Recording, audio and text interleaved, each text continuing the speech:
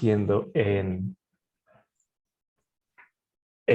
Facebook, perdón. En YouTube más bien va a estar el video una vez que termine, lo vamos a tener pues listo, disponible para las personas que a lo mejor nos pudieron conectar a tiempo, o por si alguien gusta compartirlo. La neta creo que la charla de hoy pues se presta justamente para eso, para compartirlo y nos va a servir de mucho. Van a ver por qué. ¿Por qué se los digo? Hoy tenemos a Juan Alberto Resendiz, a Juan, esta vez pues lo tenemos aquí. Muchísimas gracias, Juan, por estar acá. Él es ingeniero en sistemas computacionales. Voy a leer tal cual, digamos que la reseña que nos pasó, la cual está bastante chida. Ingeniero en sistemas computacionales y aficionado a no morir de hambre, una afición que muchos compartimos, y lleva 3 años trabajando en el área de SRE, DevOps, enfocado al sistema FinTech, y actualmente se desempeña como Head of Cloud Infrastructure en Bill Pocket, que es un agregador de pagos, el cual pues no sé si ahorita gustas a lo mejor contarnos un poquito más de lo que haces en tu trabajo, Juan. Y pues hoy la charla va acerca de DevOps y pues no sé, ¿qué pasa cuando los sistemas se caen? ¿O qué hacer para cuando se caen? Hace poco, bueno, cuando estuvimos como viendo la planeación de esta charla, se había caído Facebook y el mundo estaba vuelto loco. Entonces, justamente a partir de como de ese problema global fue que surgió acá la idea de Juan para dar esta plática. Entonces, los sistemas tienen fallos. No hay ningún sistema que sea prueba de, pero bueno, si mejoramos procesos, si analizamos los sistemas, es posible que lo detectemos a tiempo y que sepamos qué es lo que va a suceder. Eh, no sé si gusta agregar algo, Karen. Karen. Pues nada, muchísimas gracias, Vico, por la introducción. Muchísimas gracias a Juan por prepararnos esta super masterclass y pues a todos y todas por conectarse esta noche y acompañarnos una vez más en estos eventos que tenemos cada viernes. Y solo para recordarles que pues el chat va a estar abierto en todo momento por si tienen dudas, por si quieren ir haciendo comentarios. Entonces por ahí vayan escribiendo en el chat. Al final igual vamos a tener un Q&A, pero para que no se les vaya olvidando, quieren tener interacción, pónganos ahí sus manitas, igual las personas en Facebook, si surge alguna duda, pónganla y la vamos a leer al final, ¿vale? Entonces, pues ahora sí que es toda tuya esta charla. Bueno, pues gracias. También agradecer al DBF por la oportunidad. Me divertí mucho haciendo la presentación y espero pues sea del agrado de todos los que estamos presentes. Vamos a hablar de un tema que es bastante polémico y que tiene poco tiempo, entre comillas, de haber existido, que es la ingeniería del caos y, como muchos dirían, vende bien, ¿no? Entonces, ¿qué pasa cuando jalamos? ¿Qué pasa si jalamos este cable? Voy a hablar un poco, este es el índice, voy a hablar un poco de mí, qué es la ingeniería del caos, pero antes de entrar de lleno a temas a lo mejor un poquito, no tan técnicos, porque en general la charla se está enfocando a temas culturales, a cómo podemos, a nivel cultura, a nivel organizacional, promover que diseñemos sistemas que sean tolerantes a fallos. Entonces, vamos a hablar un poquito de los famosos SLAs, SLIs, SLOs, un caso de la vida real que nos pasó hace poco en Bill Pocket. Vamos a hablar de historia, de lo que es la ingeniería del caos, cuáles son sus orígenes, qué es lo que está pasando actualmente, cuáles son sus ventajas y sus desventajas, para quienes sí podríamos aplicar ingeniería del caos, quienes no podríamos aplicar ingeniería del caos. Y todo esto enfocado a por qué es importante tener telemetría o monitoreo en nuestros sistemas, que necesitamos contar con un plan de pruebas y qué pasa cuando todo explotó así, se cayó todo, el niño se cayó, se está sobando, pero no se puede levantar. Igual como dijeron, el chat está abierto, también va a haber un bloque de preguntas para que se sientan con la libertad. Y pues bueno, gracias nuevamente por el tiempo y por la oportunidad. ¿Quién soy? Bueno, además de que aquí me están viendo en pantalla, sí es cierto, soy fanático de no morir de hambre. Curiosamente, si no como, me da un choque anafiláctico y muero. Soy alérgico a no comer. Actualmente me desempeño como Head of Cloud Infrastructure en una empresa que se llama Bill Pocket, que es un agregador de pagos. Bill Pocket, como muchos agregadores que hay en el mercado, actualmente estamos procesando en una media de 50,000 transacciones al día, teniendo picos en ciertos horarios. Entonces, no hay hora en la que no tengamos o no estemos procesando información en Bill Pocket. Somos una empresa que debemos de estar 24/7 atendiendo transacciones bancarias, Entonces, se pueden imaginar que independiente de la palabra startup, es un reto bastante grande el saber y tener sistemas que sean resilientes, que sean tolerantes a fallos, que tengamos que generar nuevas arquitecturas o rediseñar todo lo que tenemos. Entonces, actualmente es lo que estoy haciendo. Estoy a cargo del equipo de cloud. Estamos brindando soluciones desde monitoreo, desde la creación de infraestructura, feedback a nivel procesos, a nivel organizacional, para que se puedan dar una idea. Todo el ecosistema y la cultura de DevOps es lo que estamos implementando actualmente en Bitbucket. Soy fanático de los sistemas operativos, de los sistemas distribuidos y me considero un fanático, así cañón, de cazar bugs raros. Y entre más raro esté el bug y entre más legado sea el sistema, es como de chulada. Llevo 3 años desempeñándome como DevOps, /Site Reliability Engineering, /Platform, /Infrastructure, y / los que reinician los servidores y limpian los discos duros, 100% enfocado en ecosistemas fintech. Entonces, todo lo que tiene que ver con fintech tiene una pizca muy distinta, porque debes de estar disponible 24/7 y también tienes la bondad de conocer muchos procesos que tienen entidades bancarias sin contar con toda la infraestructura que tienen los bancos. Entonces, necesitas luchar contra esos pequeños gigantes, robarles un pedacito de mercado, pero con el mejor esfuerzo que tengas. Entonces, es algo bastante interesante. Vamos a hablar un poquito de qué es la ingeniería del caos. Y quiero que recuerden esta imagen, porque va a ser el pan nuestro de parte de la charla. Vamos a comenzar con unos casos de la vida real, pero me da mucha risa esta imagen porque literal la ingeniería del caos es jalar y tronar cosas que están en producción, sin miedo alguno. Pero no nada más es decir, voy y destruyo mi instancia. Ahí existe un proceso, un procedimiento. Pero a veces digamos que se confunde un poquito el concepto y las cosas mueren. Les comparto lo que es aquellos que no lo sabían y estén montados sobre la nube de Amazon o la nube de Google Cloud o la de Azure, todas las nubes públicas, bueno, todas las nubes, tienen algo que se le conoce como un Service Level Agreement. Actualmente el Service Level Agreement de Amazon para instancias S2 es del 99.5.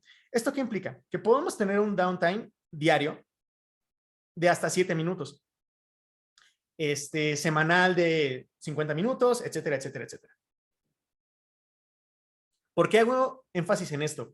Porque a veces cuando diseñamos y creamos los sistemas, cometemos el error de que siempre van a estar ahí disponibles y que nunca se van a caer. Y que todo va a ser perfecto y que mi instancia va a ser eterna y que no le va a pasar absolutamente nada. Pues bueno, para que Amazon tenga un SLA de 99.5 es por algo. Es porque muchas cosas pasan por debajo el momento que nosotros desplegamos esa infraestructura. Los invito a aquellos que están entrando al ecosistema DevOps, que se den una vuelta y revisen cuáles son los Service Level Agreements que tienen cada uno de sus proveedores. Y se pueden llevar una muy grata sorpresa, tal vez, dependiendo el lado de la moneda que quieran ver, porque los sistemas se van a caer. Eso es un hecho. Entonces, debemos de tenerlo siempre en cuenta. Se preguntarán por qué les comparto esto. Bueno, vamos a hablar un poquito de qué son los SLAs, qué son los SLOs, porque voy a llegar a un punto y un caso de la vida real en un par de diapositivas. Digamos que la analogía más rápida es un Service Level Agreement, es el contrato que tú haces con un cliente. Yo me comprometo a X, Y y Z con términos legales y si no los cumplo, existe cierta penalización. Eso es lo que nos ofrece Amazon, es lo que nos ofrece cuando contratamos X o Y servicio. Entonces, eso es un Service Level Agreement. Un Service Level Objective son mediciones ya más a nivel interno, que no necesariamente ve el cliente. Cuando Amazon nos dice que tiene un Service Level Agreement de 99.5 para instancias de tipo S2, probablemente su Service Level Objective esté como mínimo 99.5, como mínimo, pero tiende a ser superior, porque el objetivo es no estar en el límite legal con mis clientes. Entonces debe de ser superior. De tal forma que véanlo como que esa es la meta que nosotros como clientes, que nosotros como proveedores tenemos para que nuestros clientes estén felices y no tengamos demandas y sigamos trabajando con la normalidad esperada. Y un Service Level Indicator es qué tan arriba estoy de la meta actualmente. ¿Por qué es importante estas 3 métricas? Bueno, Dentro de los conceptos de Site Reliability Engineering que tiene Google, que fue como de esos pioneros en crear el área, es necesario que nosotros tengamos la telemetría o el monitoreo de nuestros sistemas, porque a partir de eso vamos a conocer su comportamiento. Entonces, si yo sé qué tan arriba estoy de la meta o qué tan abajo estoy de la meta, puedo comenzar a diagnosticar qué es lo que tengo que mejorar. ¿Por qué les comparto todo esto? Porque aquí es donde viene la parte SAT. Hace unas semanas, sin dar información delicada respecto a BuildPocket, hubo una incidencia interna. Resulta que de la nada una instancia de S2 se murió, así. Un día está y otro día seguía estando, pero ya no reaccionaba. Esto pasa todos los días.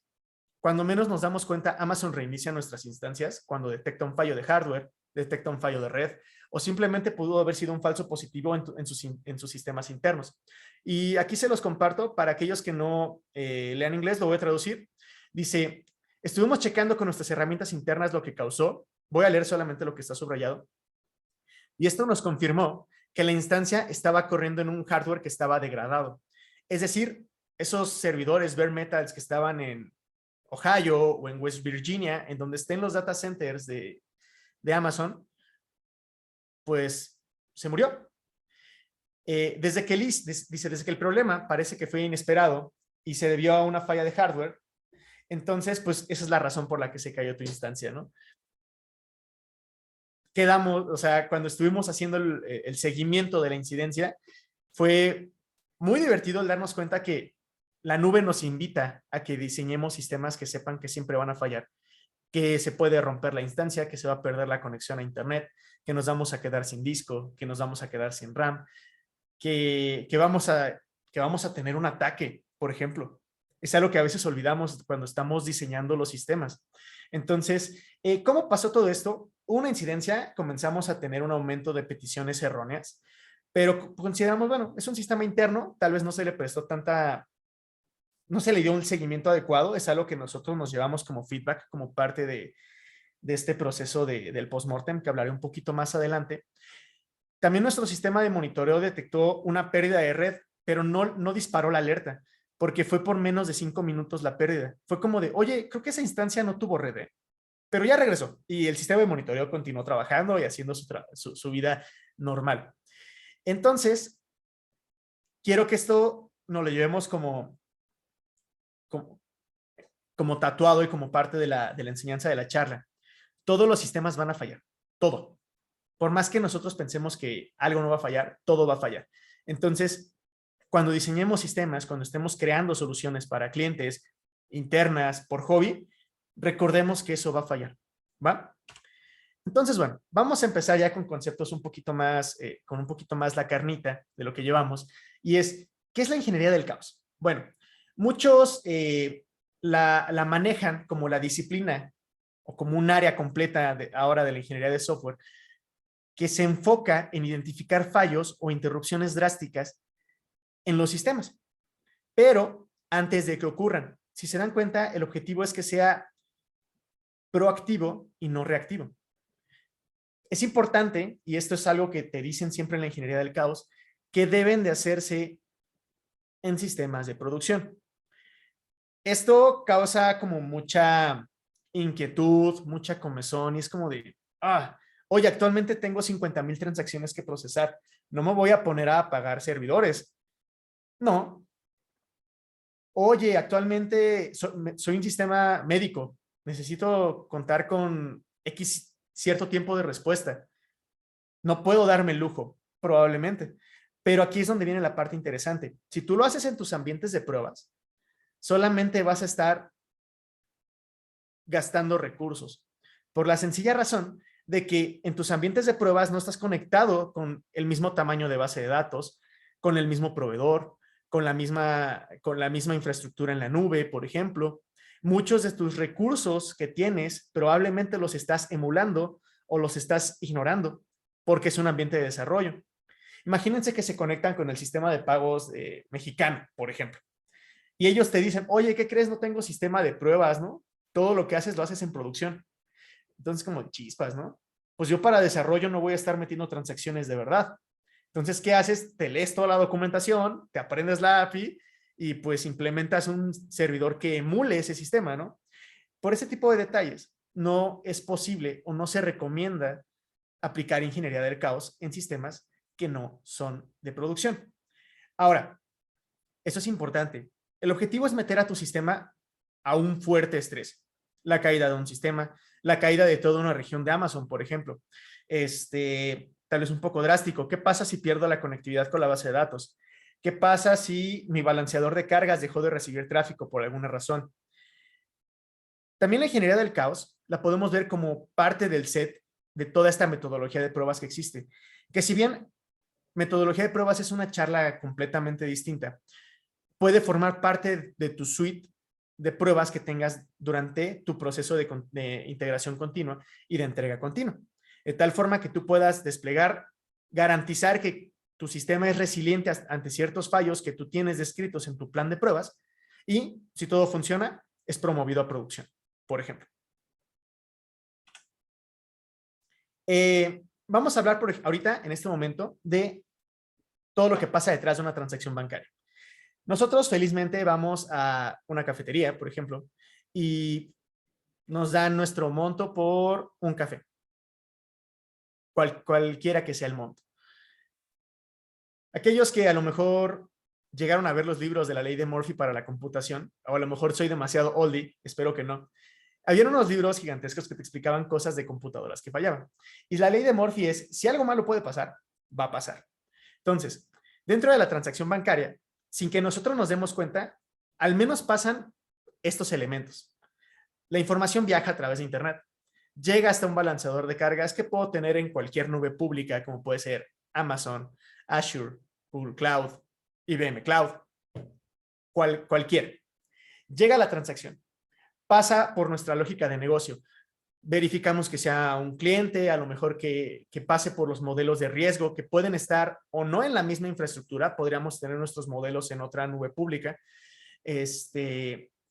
Pasa toda esta información, garantizamos que no se trate de un fraude, guardamos información en nuestra base de datos, delegamos la transacción, por ejemplo, a los servidores de patito.com, de Mastercard, de Visa, de American Express, nos regresa la respuesta y luego de que nos regresa la respuesta, verificamos que la respuesta sea adecuada.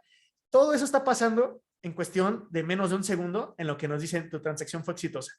Y luego nos llega una notificación a nuestra aplicación a través de un SMS, por ejemplo, un correo electrónico o en la misma app. Todo eso acaba de pasar en menos de un segundo. Si se dan cuenta, son muchas cosas que pueden fallar en ese momento. Y solamente estoy hablando a grandes rasgos de bloques de negocio. ¿Qué puede pasar? Pude haber perdido red, se desconectó mi VPN que tenía con mi proveedor, se llenó mi disco duro, tengo un memory leak y entran aquellos que a lo mejor no tengan todavía el concepto de las nubes. Todo o la mayoría de cosas que corren sobre las nubes corren sobre sistemas operativos basados en Linux. Entonces Linux tiene algo muy interesante que es el Out of Memory Killer. El Out of Memory Killer lo que hace es una forma de autodefensa que tiene el sistema operativo para decir, hay un proceso que se está llevando toda la memoria que yo necesito para funcionar. Y con base en una probabilidad, en una función de probabilidad, elige qué procesos del sistema operativo matar para que el sistema operativo no deje de funcionar. No es 100% fiable, pero es bastante divertido que de repente el proceso muere. Entonces, todo eso pudo haber pasado. Pudo haber sido latencia con nuestro proveedor. Aquellos que nos tocó la caída de Facebook hace unas cuantas semanas o casi un mes, recordarán que, ¿cómo es posible que otros servicios se hicieron más lentos? Así de interconectados estamos en Internet. Pudo haber sido latencia por nuestros mismos servicios o servicios de terceros, por ejemplo, Facebook. ¿Qué pasa si el equipo de marketing lanzó una campaña de el 0% de comisión en transacciones con Bill Pocket por el Buen Fin? No va a pasar, estoy dando un ejemplo. Pero no avisan al equipo de ingeniería, no avisan a la parte de operaciones y recibimos un volumen gigantesco de transacciones. Nos hicimos nosotros mismos un propio ataque. Son muchas cosas que pueden pasar. La ingeniería del caos nos permite ver cómo ese sistema se va a comportar ante este tipo de fallos. Y nosotros debemos diseñar esos experimentos. Pero esto no es nuevo. De hecho, algo que hemos notado, o al menos muchas personas dentro de la ingeniería de software, es que tendemos a reinventar la rueda en muchos procesos. Aquellos que hayan manejado o comprado un automóvil o cualquier hardware y tengan curiosidad, se van a dar cuenta que pasan por una cantidad de pruebas brutales. Por ejemplo, un automóvil pasa por pruebas de impacto, ya sea por la Comisión de Estados Unidos, por la Latin NCAP aquí en Latinoamérica, por la Euro NCAP allá en Europa, pero pasan por pruebas de choque, pasan por distintos tipos de impactos, lo cual les permite a los diseñadores de automóviles y a los fabricantes detectar cuáles son los puntos de quiebre que tienen a nivel estructural el automóvil. ¿Por qué? Porque al final, pues bueno, creo que todos somos alérgicos a un impacto de automóvil, ¿no? O sea, entonces diseñan cada vez autos más y más y más seguros. La computadora del automóvil tiene redundancia con la computadora de los frenos, por ejemplo, en algunos procesos. El sistema de bolsas de aire funciona de otra forma para que no dependa de la computadora, etcétera. Entonces, estos conceptos de detectar y someter a estrés nuestros sistemas no es algo nuevo. De hecho, hay una rama que aquellos que estén interesados, tengo entendido que es de la ingeniería mecánica, que es la ingeniería de resiliencia. También puede ser parte de la ingeniería industrial, por ejemplo, que es cómo se comportan los materiales, cómo se comportan las estructuras, aquellos que también son ingenieros civiles, ante cierto estrés. Entonces, todo esto pasa. ¿Por qué no traer este concepto a la ingeniería del software? Pasa en aeronáutica. La mayoría de los aviones cuentan con sistemas redundantes por si alguno de ellos falla.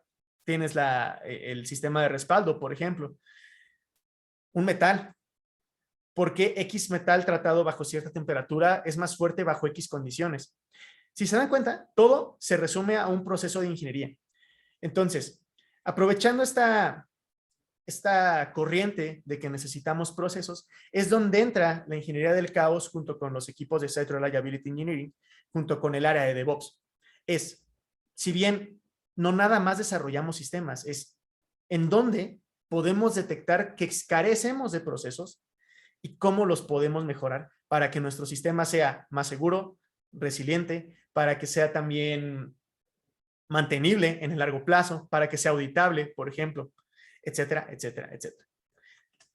Entonces, ya hablando en temas de software, los pioneros son Netflix.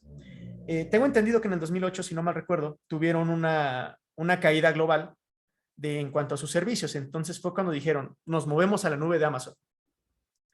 Y por ese intervalo, entre el 2010 y 2012, empiezan a hacerse este tipo de cuestionamientos, ¿no? ¿Qué pasa si un data center de Amazon se cae, ¿no? ¿Cómo manejo la parte de la redundancia? ¿Cómo redirijo el tráfico? De tal forma que las caídas en su servicio de streaming fueran las menores o bien solamente fueran problemas de latencia. Porque al final, si se cae un data center, pues no es cualquier experimento. Entonces, en el 2012, ellos estuvieron trabajando en un framework y generaron un framework llamado Chaos Monkey, que es uno de los, si no es que de los frameworks más conocidos de ingeniería del caos, y prácticamente es como poner a un simio a apagar y mover instancias de Amazon o recursos de Amazon. Se dieron cuenta que les estaba dando excelentes resultados y sobre esta herramienta llamada Chaos Monkey, deciden agregar más funcionalidad y la convierten en la Simian Army, que es, digamos que un Chaos Monkey con esteroides. En el 2014 crean el concepto de Chaos Engineering y meten este nuevo tipo de prueba llamado prueba de inyección de fallas o Failure Injection Testing. De tal forma que es como de, ahora no nada más quiero que fallen temas de red. ¿Qué pasa si de repente inyecto excepciones en este bloque? ¿Qué pasa si de repente en este endpoint en específico le agrego a todas las peticiones 10 segundos de latencia? ¿Qué pasa si de repente emulo que perdí la base de datos, que empiezo a tener un memory leak? de tal forma que no nada más quede a nivel monitoreo del sistema operativo, sino también mejorar la ingeniería de software que estamos implementando. En el 2016, Colton Andrews, que es el cofundador de Gremlin, que es es una proveedora de servicios de Chaos Engineering, surge, él trabajó en Netflix y como tal funda como todo este Managed Chaos Solution, pero en el que no nada más se encarga de jalar cables, sino también dice, ¿sabes qué? Vamos a llevarlo al siguiente nivel. ¿Qué pasa si ahora metemos temas de seguridad a nivel caos? ¿Qué pasa si de repente le inyectamos tráfico o le metemos ataques o hacemos algún escaneo o hacemos algún etc sobre nuestra infraestructura en producción? Ya en el 2018 surge la primera conferencia de Chaos Engineering y a partir del siguiente año, en el 2019, esta creció 10 veces. Imagínense el volumen de personas que llegó a ir a esa conferencia. Ya en días más recientes, en el 2020, Amazon, dentro de su Well Architected Framework, que el Well Architected Framework no es nada más que el conjunto de las buenas prácticas que Amazon te recomienda para sus servicios, agrega el concepto de Chaos Engineering y te recuerda que los servicios en Internet van a fallar. Y hace unos cuantos meses, en marzo de 2021, Amazon lanzó su propia solución autoadministrada de ingeniería del caos, llamada Fault Injection Simulator, en la cual, con base en ciertas definiciones de pruebas, él se va a encargar de apagar, reiniciar la instancia, de manejar y manipular tus propios recursos de AWS para que aproveches todo el potencial que ya tienes dentro de esa nube. Lo pongo en inglés para aquellos que no hablen inglés, lo voy a traducir. Toda la nube es sobre redundancia y tolerancia a fallos. No hay componente que te pueda garantizar 100% de disponibilidad. Hasta el hardware más costoso falla. Tenemos que diseñar una arquitectura en la nube donde los componentes individuales pueden fallar sin afectar la disponibilidad del sistema entero. Esto lo comparte Netflix en el 2012 dentro de su blog técnico, cuando, si no me recuerdo, publican Chaos Monkey. Entonces, wow, ¿no? Es como de, ellos se dieron cuenta que para lograr tener esa resiliencia necesitas fallar, necesitas caerte. Pero bueno, vamos a hablar ahorita ya un poquito más de las ventajas y de las desventajas. Las ventajas obviamente es mejoras en la infraestructura y en el diseño de tu aplicación. Eso es algo totalmente innegable. También nos permite mejorar el MTTR, que significa el tiempo promedio de recuperación. Por su acrónimo en inglés es el Mean Time to Recover. ¿Qué pasa si un servicio se cae? ¿Cuál es el estimado promedio que nos tardamos en detectar que se cayó y en recuperarnos de su caída? De eso habla el Mean Time to Recover. También para aquellos que somos proveedores de servicios, nos permite ajustar nuestros Service Level Agreements. Como lo comenté en un principio, es importante contar con esa medición, con esa telemetría, para saber dónde estamos parados y qué le podemos ofrecer a los clientes o cuál es la meta a la que queremos llegar. Algo que a muchos no les gusta, pero es necesario. Nos ayuda a pagar deuda técnica. Porque creo que todos hemos escuchado, y no quiero asumirlo, pero los que tenemos mucho tiempo a lo mejor desarrollando sistemas, el famoso monolito distribuido, que es cuando, según tú quieres quitarle lógica de negocio a un monolito y ese bloquezote de sistema, pero lo único que haces es agregándole un tumor que ahora se conecta por internet, pero se sigue conectando a la misma base de datos y resulta que ahora necesitas un clúster en la base de datos porque no has podido pagar la deuda técnica que tienes ahí.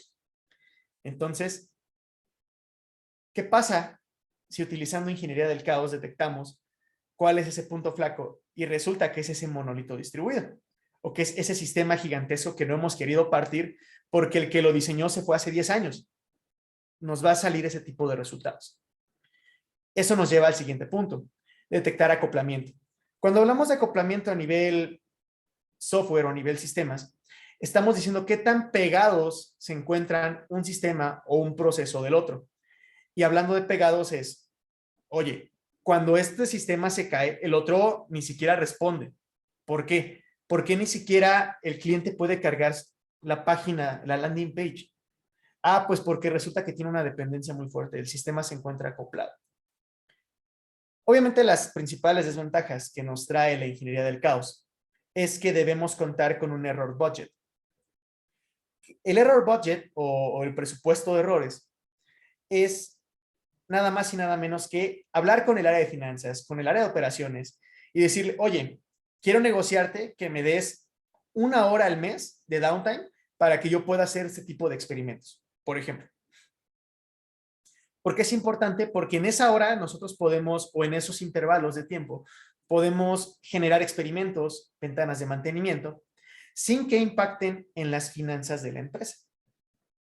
De tal forma que nos permita detectar cuáles son los puntos flacos de transacciones, dónde se encuentran los cuellos de botella en cuanto a manejo de recursos, dónde tengo vacíos de memoria, dónde se me está llenando mi disco. Todo esto que hemos venido hablando nos permite detectarlo siempre y cuando contemos con un error budget. Es importante que sea en producción.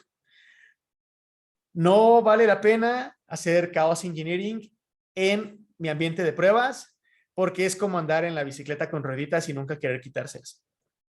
Necesitamos conocer y comprender cómo es que el sistema va a reaccionar ante un evento inesperado.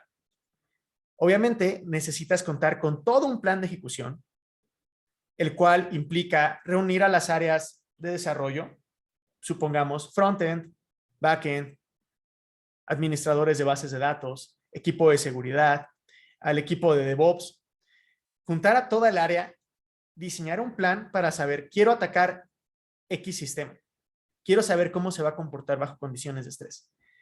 Y dices, bueno, ya lo hice. En el largo plazo no va a ser mantenible tener que estar diseñando plan y un plan y un plan cuando tienes una empresa en la que tienes 100 microservicios, por ejemplo. Entonces, eventualmente tiene que ser automatizado y todo lo que tiene que ser automatizado también implica tiempo y recursos.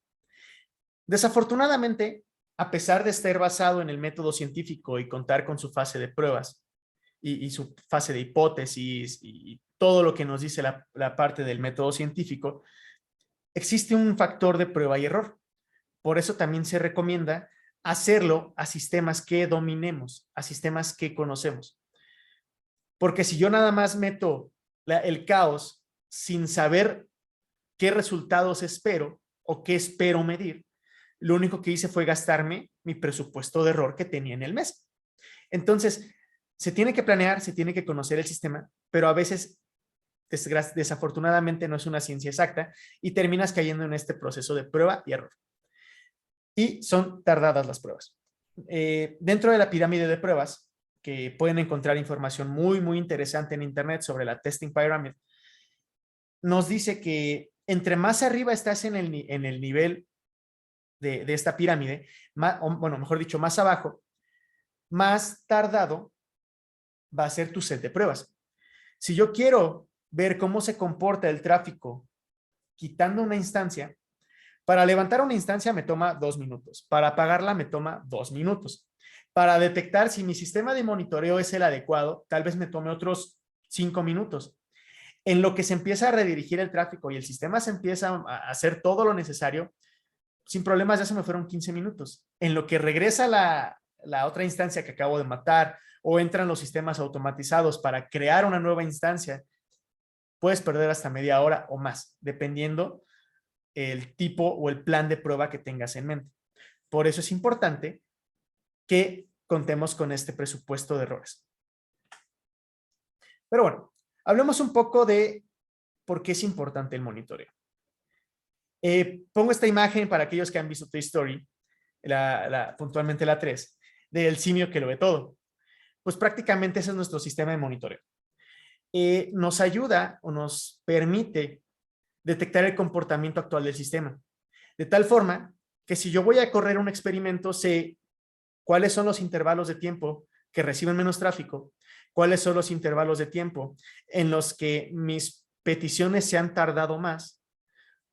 Puedo saber cuál es el uso promedio de disco, el uso promedio de memoria. Y con base en todo ese estado en calma, saber cuándo puedo meter a estrés mi sistema. Obviamente, al contar con un sistema de monitoreo adecuado, después de yo correr mi experimento con ingeniería del caos, puedo recopilar y recabar la información. Oye, resulta que X balanceador de cargas o X API presentó latencia aunque no estaba relacionada con el experimento. Ah, interesante. ¿Por qué? Cuando detectas y realizas ese análisis de ese grafo, resulta que hay 2 o 3 componentes que estaban interconectados, que no los habías visto. Por eso es importante contar con esa recopilación. Nos permite detectar anomalías en los sistemas. Antes de siquiera ejecutar la ingeniería del caos, el momento que tú tienes monitoreo, puedes darte cuenta de, oye, tenemos un pico de tráfico inesperado. ¿Por qué? ¿Qué está pasando? Sin siquiera yo haber apagado una instancia. Tal vez Amazon te apagó la instancia, como lo comenté al principio de la llamada. Puede ser un ejemplo. Entonces, si se dan cuenta, el monitoreo es como nuestro test, nuestra zona segura, nuestra zona de confianza, la cual nos va a permitir experimentar o bien mejorar lo que tenemos. ¿En qué consiste un plan de pruebas de ingeniería del caos? Pues prácticamente tengo mi sistema estable, ya tengo toda la telemetría de cómo se comporta y lanzo una hipótesis con el equipo que acabo de reunir. Oigan, ¿qué pasa si pierdo conectividad con la base de datos que tenemos en Azure? Que es una de las que tenemos en el clúster. Diseño el experimento, detecto cuáles son las instancias que están conectadas, sé cuáles son sus tiempos de respuesta promedio, ejecuto el experimento, regreso a mi sistema de monitoreo, veo cuáles son los tiempos de respuesta, cómo se alteró, si se redirigió el tráfico, no se redirigió el tráfico, aprendo de esos resultados recabados y procedo a reparar. ¿Suena sencillo? Probablemente lo es. Este es un ejemplo de cómo se vería en nuestra fase de integración continua y de entrega continua en los sistemas que desarrollamos. La fase de integración continua nos dice que es donde yo reúno las pruebas unitarias, las pruebas de integración y, por ejemplo, me encargo de validar que no tengo problemas de auditabilidad de código, que mi código es seguro bajo ciertos estándares que me están pidiendo por cumplir alguna certificación, por ejemplo. La fase de Continuous Delivery es cuando ya lo despliego. Todo esto que ya previamente validé, lo despliego en mis ambientes de desarrollo, en mis ambientes de prueba, y ahí es donde entra ese bloque de la prueba de Chaos Engineering. Es, ok, despliégalo, y ahora córrele este set de pruebas de caos. Quítale la conexión, lánzale ciertas excepciones, agrega cierta latencia al proceso, pasó las pruebas, es promovido a producción, y dentro de producción vuelvo a correr las pruebas. Porque recuerden, mis ambientes de pruebas no son lo mismo que mis ambientes de producción. Entonces, si yo cuento con esta fase, ¿qué pasa si falla? Ah, pues se ejecuta el rollback automático, regreso a la versión anterior y con la telemetría y con el monitoreo que tuvimos, voy con los equipos o voy con el equipo y les digo, oigan, resulta que falló por todo esto. Y ya nos permite ejecutarlo y manejarlo de la mejor forma posible. Así es como se ve un ejemplo de las pruebas que actualmente maneja Amazon. Disculpen el código y la letra chiquita, no encontré otra forma de hacerlo como más amigable, pero esta es una prueba en la que Amazon de forma aleatoria va a detener 3 instancias en el que tengan la etiqueta de producción en la región de East 1. Obviamente, necesitamos contar con las alarmas necesarias. Si se dan cuenta, nos pide cuáles son las condiciones para detenerlo y nos dice, oye, ¿qué crees? Todo bien. Oye, todo mal. ¿Sabes qué? Detente, ejecuta el rollback, levántame todo lo que habías detenido. Eso es un ejemplo de cómo podemos diseñar este tipo de pruebas. Supongamos que todo esto ya se murió. No hubo forma, no puedo ejecutar ingeniería del caos porque se cayó todo. Bueno, para manejar incidentes, que bien puede ser tema para otra charla, tenemos muchas cosas que tener en cuenta. Hay un concepto que es el concepto de estar on call, que prácticamente es contar con ingenieros, ingenieras, que estén al pendiente de los sistemas de monitoreo. o contar con sistemas automatizados como PagerDuty o como Opsgenie, por ejemplo. Nos apoyamos mucho a través del sistema de monitoreo. Es obligación de todos los equipos y cultural del desarrollo de software estar al pendiente de los sistemas de monitoreo. Siempre estamos en caos. Eso nunca lo olviden. Siempre se cae algo. Cuando no nos demos cuenta, siempre se está cayendo algo. También hay que recordar que durante los incidentes que tengamos, el tiempo es igual a clientes. Obviamente te van a decir que el tiempo es dinero, pero lo que pesa más allá del dinero es la reputación que tienes. ¿Qué pasa si nos caemos un sistema de mensajería, por ejemplo, WhatsApp? Pues muchos empiezan a instalar Telegram por el rato, ¿no? Y después ya se regresan. Pero es un ejemplo. Pierdes clientes, pierdes esa atracción que a lo mejor traías. Y tú como una pequeña startup que estás luchando por ganarte todo lo necesario para consolidarte como una empresa, pues imagínate. Hay que ejecutar un proceso llamado postmortem. Después de que ya reparamos o le pusimos el curita al sistema en producción, necesitamos sentarnos con el equipo y sin buscar culpables, aprender de esos errores. Eso es lo que hace el postmortem. Nos permite recapitular qué fue lo que pasó, cómo detectamos el incidente y aprender de esos errores. Hay un rol en específico que muchas empresas tienen, que es el Incident Manager, que actualmente es el que se encarga de coordinar como todo el proceso de incidencia. Comunicación con los clientes, comunicación con otras áreas o escalar la incidencia en caso de que no se encuentre una solución. Ya casi terminamos, vamos a hablar un poquito de las conclusiones. Creo que es importante que le demos una repasada a lo que hemos visto de historia. Porque hay otras áreas que ya han estado aprendiendo de estos errores. Entonces, tomemos eso, videos, podcasts, estamos como muchos dicen, en la era de la información, pero es importante darnos cuenta que hay procesos que ya existen y que podemos tomarlos como base y aprender de ellos. Todos los sistemas van a fallar. No olvidemos eso, por favor.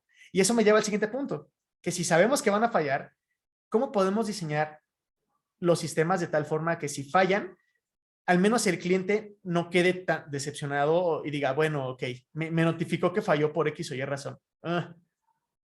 De los males el menor, ¿no? Es implícito, o sea, no podemos hacer nada de esto si no contamos con un sistema de monitoreo o con la telemetría adecuada para conocer el comportamiento de nuestro sistema. Obviamente, recuerden esto, producción es muy diferente a desarrollo. Quiero que esto lo tengamos en cuenta, porque a veces le jugamos al gastar dinero y decimos, ay, pues voy a meter las pruebas en los ambientes de desarrollo. Está bien, te puede servir como tu primer sandbox, pero si no lo llevas a producción, lo único que estás haciendo es estás gastando dinero y estás perdiendo tu tiempo, y obviamente el tiempo es dinero. Y quiero terminar con esto. Es importante que todas las áreas que formamos parte del desarrollo de la ingeniería de software, como el equipo de Quality Assurance, el equipo de pentesting, aquellos que tengan en sus áreas de pentesting o seguridad, desarrollo general, frontend, backend, mobile, bases de datos, el equipo de plataforma o DevOps como es mi equipo. Todos debemos de estar pensando en que los sistemas van a fallar y que debemos de estar atentos ante cualquier eventualidad. Y pues bueno, vamos a pasar a las preguntas. Muchas gracias por su tiempo. Veo que ya hubo un par en el chat y disculpa por no leerlas antes. Ok. Rafa Leiva, ¿qué tal? Buenas noches. Dice, Juan, ¿cómo relaciona el análisis de riesgos con la ingeniería del caos? Excelente pregunta. Pues prácticamente te voy a hablar experiencia de lo que tenemos en BuildPocket. Primero tenemos que saber en qué estamos parados, que es parte de qué es la base en la que estoy jugando. A partir de ahí se puede hablar se habló con los equipos de finanzas y se habló con las demás áreas para decirle, oye, esto es lo que tenemos. Si quieres que mejoremos nuestros procesos, ya sea a través de ingeniería del caos, pagando deuda técnica, rediseñando todo el sistema, ¿cuánto o qué parte estás dispuesto a pagar? Y eso, por ejemplo, en el análisis de riesgos está muy relacionado con un concepto de Site Reliability Engineering, que es el plan de recuperación ante desastres, es el Disaster Recovery Plan. De tal forma que tú con tus áreas tanto de finanzas, operaciones, marketing, etcétera, tienen tienen la noción de qué pasaría o cómo se comportaría o cómo actuaríamos en caso de alguna falla. De tal forma que tú puedes decidir, ¿sabes qué? Yo puedo, puedo costear el riesgo de tener 6 horas de downtime. Entonces, equipo de IT, equipo de desarrollo y equipo de DevOps, diséñenme o ¿qué necesitamos para tener un plan de recuperación ante desastres? De tal forma que regresemos antes de 6 horas en el peor de los casos, por ejemplo. Entonces, están relacionados y a través de ese road budget, tú ya sabes cuál es el riesgo, cuál es el costo mínimo que tienes a nivel producto o a nivel negocio que puedes asumir para este tipo de experimentos. Espero haber resuelto tu duda, Raf Leiva.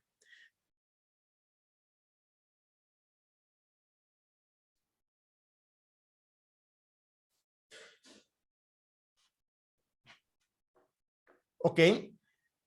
De lo poco que estuve leyendo, aquellos que estén interesados, Facebook compartió qué fue lo que hicieron cuando se cayó hace poco y cómo fue el último evento que pasó, Raf, se perdió todo, pues se desconectaron de internet ellos mismos.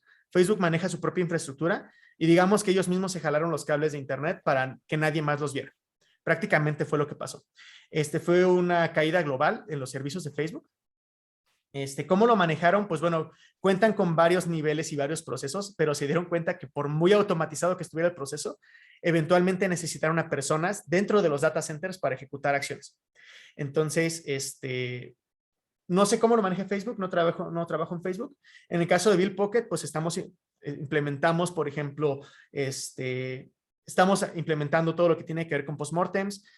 Ya creamos nuestro propio Disaster Recovery Plan. Contamos con muchos de estos procesos, todavía no, a lo mejor de una forma no tan estructurada, pero es parte de mi rol actualmente.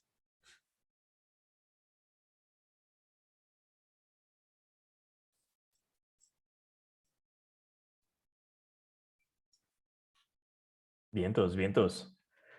Sí, sigan poniendo por favor sus dudas. Digo, no, a lo mejor no tienen que ser dudas tan técnicas, ¿no? A lo mejor si alguien tiene alguna duda, pues no sé, como más básica, por así decirlo, con toda confianza, por favor. Sí, adelante. Siéntanse con toda la libertad de hacerlo. Al final acá todos estamos para aprender. Todos estamos justamente, pues, creo que algo nos podemos llevar aparte de, pues ya de la charla, literal masterclass, ¿no? Creo que se vieron bastantes temas y estuvo bastante chido. Entonces, dense con toda confianza.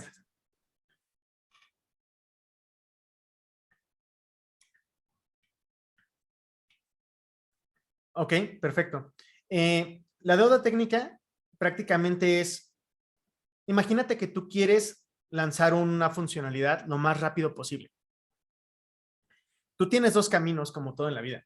El camino en el que lo planeas de forma tranquila, a tiempo, etcétera, pero al estar a lo mejor con cierta premura o porque quieres afianzar algún trámite con algún cliente, necesitas salir lo más rápido posible.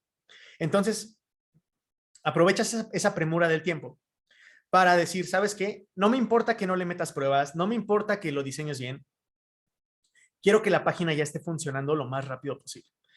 Eso te genera deuda técnica, porque al final tú sabes que tuviste que tomar ciertos atajos en el diseño de tu aplicación para llegar más rápido a tu objetivo. Entonces, ese es como el resumen de una deuda técnica. ¿Por qué se le llama deuda? Porque tú estás utilizando ese tiempo como proceso de financiamiento y como toda deuda, si no la pagas, incrementa. Y con el tiempo se hace más y más grande. Entonces, esa es la analogía directa a la deuda técnica. En mi blog que tengo en DevTube, puedes checar un artículo, un blog que redacté sobre deuda técnica y cómo en su momento la trabajábamos en otra empresa en la que estuve, para que a lo mejor tengas un poco más de contexto. Y, por ejemplo, Salvador nos comenta. Sí, gracias, Karen.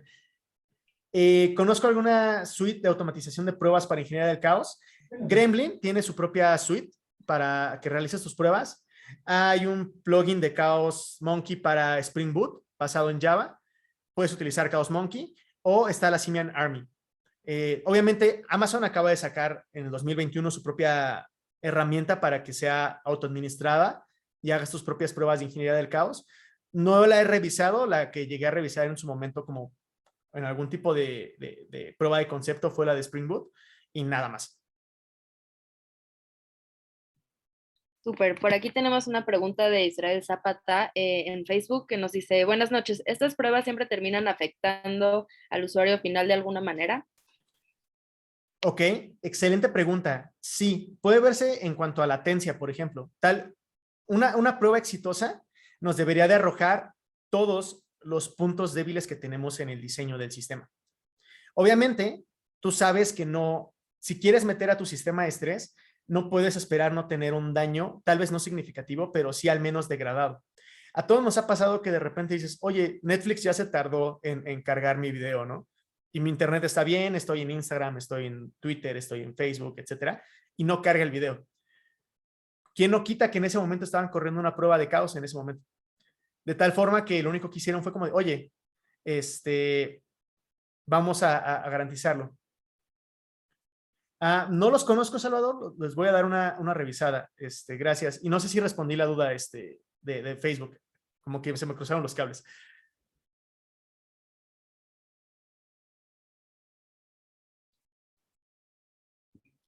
Pues nos estabas diciendo si sí se ve afectado al final el usuario. Sí. Pueden ver latencia. Obviamente, si tu sistema ya es lo suficientemente fuerte o lo suficientemente resiliente, probablemente la afectación sea mínima y uno de cada 100,000 peticiones vea ese error, que es una tasa muy baja y se consideraría bastante bueno. Tengo aquí otra llamada de Ricardo Ruiz. Dice, si llego a una empresa donde tienen una aplicación construida sin documentación y sin los desarrolladores originales, ¿cómo puedo empezar a poder actualizar y construir a partir de eso? Ok, creo que yo empezaría por no irme directo por ingeniería del caos. Te lo puedo decir, porque es un poquito disruptivo. Cuando estás trabajando con sistemas legados, hay metodologías y hay approaches. Te recomiendo el libro de Working with Legacy Code de Michael Feeders, lo puedes encontrar en Amazon, el cual te da ciertas estrategias y técnicas para comenzar a estabilizar los sistemas que son legados. Es algo que nos va a pasar, a todos nos va a pasar. Entonces, también puedes checar el libro de Refactoring de Martin Fowler, por ejemplo, que te habla sobre técnicas de, tengo un código que a lo mejor se ve bastante espagueti, detectas que existe cierto patrón, ¿cómo lo mejor? De tal forma que eso se convierta en un sistema mantenible. Digo, un poquito a lo mejor más alejado de la ingeniería del caos, es primero conocer las bases donde estás sentado. Y si quieres irte a tumbar producción, te recomiendo primero empieces por contar con un sistema de monitoreo. Amazon ya te provee, todos los proveedores de nube tienen su propio sistema de monitoreo. Te puedes encontrar otros proveedores como lo son New Relic, Datadog, Splunk, Grafana, etcétera, que tú puedes manejar. No sé si respondí tu duda, Ricardo.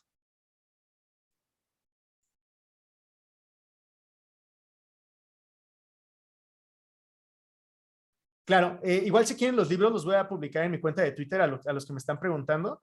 Y de hecho voy a publicar también la presentación junto con la bibliografía que actualmente tenemos.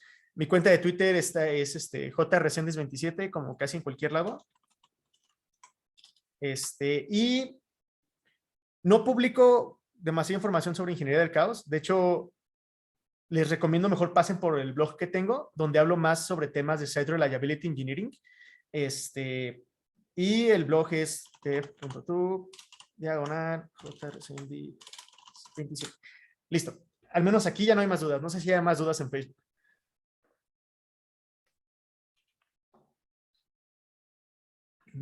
Al parecer no. No. De hecho, creo que la que mencionaba acá Karen fue la que obtuvimos en Facebook. Hombre, bastantes. Fueron como creciendo, ¿no? Entonces, ese es el objetivo. Exacto. Justamente yo te iba a pedir tus redes, que nos compartieras ahí, pero bueno, ya si ya nos pusiste cómo te encontramos pues básicamente en todos lados, ¿no? jresendes27. Pues busquen a Juan. Ahí pues seguramente podrán escribirle y extender las dudas. No sé, a lo mejor les pondrá responder al momento, pero pues, creo que también puede ahí mencionar lo de su pues, su blog, lo cual pues está bastante chido. Pues nada, yo creo que ya no quedan dudas, ni por allá, por Facebook, Karen. No, esas ya son todas. Vientos. Va que va. Pues nada, muchísimas gracias, Juan. Un Muchísimas placer. gracias a todas las personas que se quedaron acá, pues literal, de principio a fin. Este ha sido, creo que, una muy buena masterclass, la cual queda grabada. Si después alguien gusta compartirla, con toda confianza. Pues nada, Juan, muchísimas gracias. Voy a terminar la transmisión en Facebook y a detener la grabación. Muchísimas gracias a todos. Hasta luego. Pues que tengan buena Muchas noche. Gracias por gracias. todo.